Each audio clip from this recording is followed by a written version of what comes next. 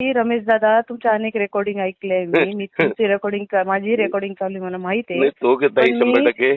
सध्या सोशल मीडियावर एक कॉल रेकॉर्डिंग प्रचंड व्हायरल होत असून यामुळे नाशिकमधील कथित घरकुल प्रकरण पुन्हा एकदा चर्चेत आलंय.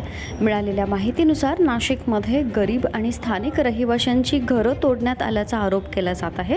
तसंच ही जमीन खाजगी कंपन्यांना देण्यात येत असल्याचा दावा देखील काही नागरिकांकडून करण्यात येत आहे. याच मुद्द्यावर सामाजिक कार्यकर्ते रमेश पाटील यांनी थेट राष्ट्रवादी काँग्रेसच्या आमदार सरोज अहिरे यांना फोन केला. दरम्यान दोघांमध्ये झालेला संवाद सोशल मीडियावर मोठ्या प्रमाणात व्हायरल झाला असून त्यावर विविध प्रतिक्रिया उमटतायत. या संपूर्ण प्रकरणावर तुमचं मत काय? गरिबांना न्याय मिळेल का? संपूर्ण संभाषण ऐका आणि कमेंट करून तुमची प्रतिक्रिया नक्की द्या. हॅलो, हॅलो, आमदार सरोज ताई आहे बोलता ना ताई? हो बोलते दादा. ताई नमस्कार, मी रमेश पाटील बोलतो छत्रपती संभाजीनगरमधून. ताई हा बोला दादा. काय विषय माहिती का ताई, तुमच्या तिथे नाशिकमध्ये तुमच्या मतदारसंघामध्ये बघा एक झोपडपट्टी तोडण्यात आलेली आहे आणि ती जागा कोणत्याही कंपनीला देण्यात आलेली आहे मॅडम ताई. नाही विषय तसा नाही येतो. मग? ती गायरान जमीन आहे, शासनाची हो. जमीन आहे ती. अच्छा. तर त्याच्यावर गव्हर्नमेंटने मग MIDCचं अप्रुव्हल दिलेलं आहे. हं, तर त्याचं मी ऑलरेडी सीएम साहेबांना आता मंगळवारी भेटून आले. हं. त्यांनी ACS महानगरपालिकेच्या संदर्भातलं याचा अहवाल पटकन द्या म्हणून रिमार्क्स पण झाले नाही पण साहेब. ताई ऐका ना, मी ऐका मंगळवारी मी परत एकदा जाऊन ACS साहेबांना भेटून याच्यामध्ये MIDCला अधिकार नाही की त्याच्यातून 5 एकर जागा शासनाला परत द्यावी, ती शासनालाच अधिकार आहे. अच्छा. म्हणजे विषय फिरून फारून पुन्हा तो शासनाकडेच जाणार आहे. तर मग आपण त्यांच्याकडे जर पाठपुरावा केला तर ही गोल गोल फिरण्याची प्रोसिजर थांबून जाईल. नाही पण माझं काय म्हणणं जातं, गोरगरीब लोकांचं कसं ज्यांचे घरदार तुटले, आता ते गोरगरीब दलित वर्गातले लोक आहे, मागास लोक आहे सगळे तिथं. काही तिथं काही स्टँडर्ड, काही तिथं मारवाडी, गुजराती, जैन, आहे ना गुजराती दादा, नाही. माहिती आहे सगळं स्लम लोक. ताई ते बघा, ते तुमचं मतदान आहे. जे गरीब आहे, श्रीमंत लोक मतदान करत नाही.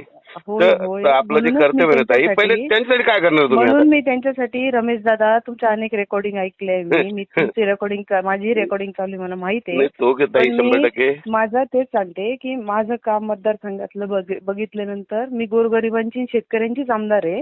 हो. त्यांच्या जीवावर मी आमदार आहे. मी तेच सांगते की अगोदर त्या लोकांना जाऊन नुसतं तिथे भाषण ठोकून येण्यापेक्षा काहीतरी बेस हातामध्ये घेऊन जाऊन त्यांना भेटणार. म्हणजे 100% तुम्ही न्याय देणार ना? हा, न्याय देणार ना तुम्ही त्या गोरगरिबांना? ते सीएम साहेब ठरवतील. कारण ती आवाज तर उचलणार ना? जागा शासनाची आहे. मला ऑलरेडी मी त्या पत्राच्या माध्यमातून आणि तोंडी सीएम साहेबांची माझी त्याच्यावर 10 मिनिटं चर्चा झाली आणि त्यांनी माझं सगळं ऐकून घेतलेलं आहे.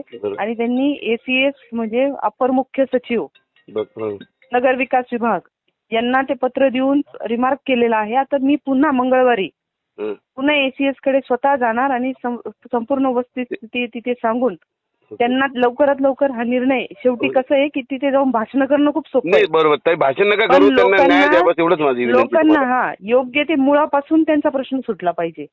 आज इकडे बसवायचं, उद्या तिथून उठवतील, परवा तिकडे बसवायचं असं नाही. पण त्यांना असं काय करायचं, त्यांना एखादी जागा असेल ना, पुन्हा एखादं गायरान असेल किंवा ऐका ना, ती देऊ शकतात. अगर गव्हर्नमेंटला विचार केला फडणवीस साहेबांनी तर ते पण देऊ शकतात. तर त्यांना तुम्ही विनंती करा आणि ती दिलं तर खूपच चांगलं आहे. ठीक आहे. आणि मला वाटतं तुम्ही माझ्या बहिणीच आहे, माझ्या ताई आहे, म्हणून मला असं वाटतं तुम्ही न्याय देणार 100%. करते मी प्रयत्न, माझे सुरूच आहेत. बरोबर. पण शेवटी काही प्रोसिजर फॉलो करायला जितका वेळ आणि मी रेकॉर्डिंग करतो, तुम्ही फार हिंमतवाले आहे. मी रेकॉर्डिंग करतो, तुम्ही माझ्याशी बोलताय, तुमची हिमतीची दाद आहे. बिलकुल काही अडचण नाही. आणि मी बघा, तुम्ही न्याय दिला तर आम्ही तुमच्या शेवटी. दादा मला एक सांगा की त्या लोकांच्या जीवावरच मी आमदार झालेली, त्यांच्या कामं मी नाही करणार तर कोण करणार? 100% त्यांना न्याय घेऊन विषय असा आहे की उद्या तिथे जाऊन फक्त त्यांची अवस्था बघून तिथे सांगते मी, माझं काम करायची पद्धत वेगळी आहे. आधी मी प्रश्नाला हात घातला, त्याचं काहीतरी कॉन्क्रीट आन्सर घेऊन त्यांच्याकडे जाणार ना मी. अच्छा, ठीक आहे. 100% हे प्रोसिजर मी करते आहे. थोडा धीर ठेवा. ठीक आहे ना, कारण खरा धीर मिळेल. कुठं पण द्या, पण त्यांनी घराची व्यवस्था करून द्या. ठीक आहे. ओके.